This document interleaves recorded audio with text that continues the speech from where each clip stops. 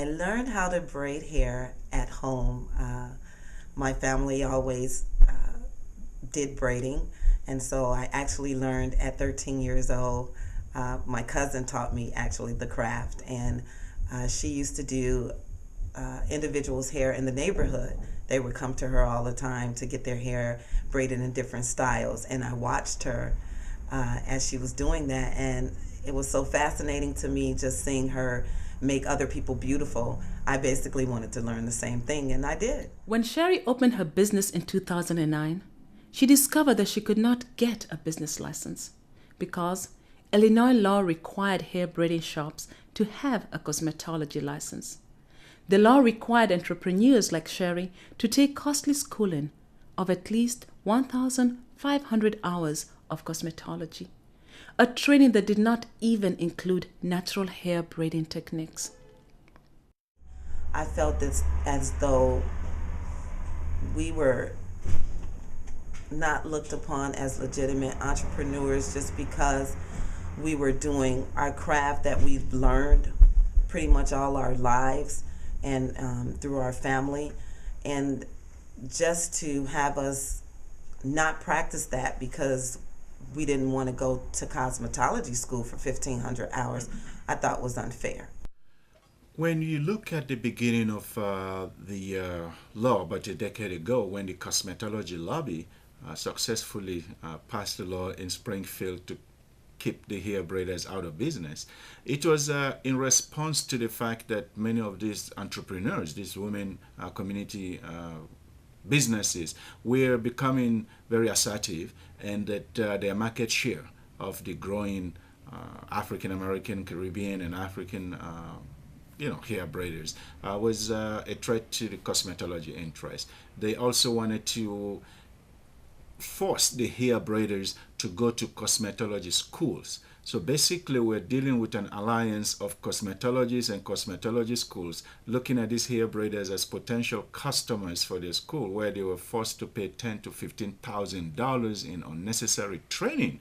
And we thought that first of all it was unfair, and that there was a misconception about the hair braiding, because as far as we were concerned, hair braiding was not cosmetology.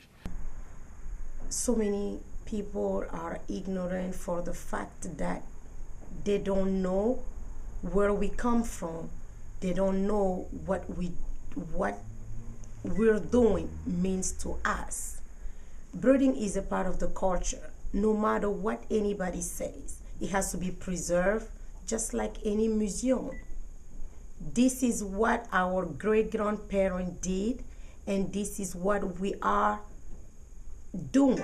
And our job, number one thing, is to preserve this beauty that we have. United African Organization, a group that aims to empower African immigrants and refugees, worked with the hair braiders to fight for their rights as small business owners and community members. I went to Springfield and I testified in front of the House of Representatives to just tell them the reason why I felt that this bill should pass on the behalf of hair braiders. And this is something that I really love doing, and I was the first person in my family that became an entrepreneur, and in doing so, it was opening up my own hair braiding shop. So I just spoke with and testified in front of the representatives, just letting them know that, this is something that I love. I was afraid that my shop was going to be closed, and I just felt that that was unfair. And basically, I feel as though we can offer jobs to the community. We can offer training to young ladies that possibly want to become entrepreneurs themselves.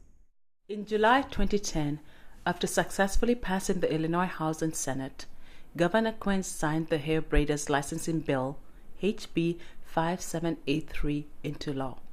The bill created a new set of regulations for hair braiders, but no longer required hair braiders to have a cosmetology license to practice the craft. We've been professional before the license.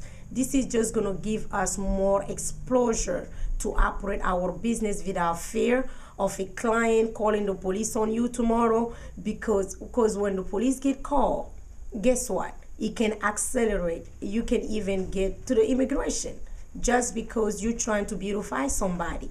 So today, for example, we are seeing now that there is indeed diverse phases championing immigration reform. We are seeing immigrant leaders in the Irish and Polish and African and all of these communities that were in the past invisible.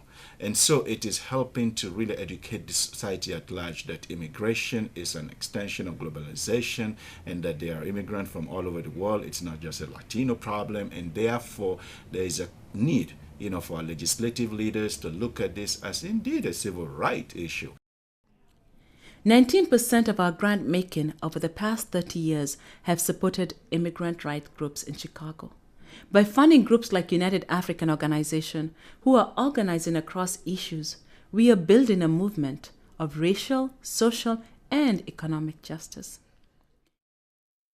Crossroads Fund, 30 years of seeding change, growing leaders, and building movements.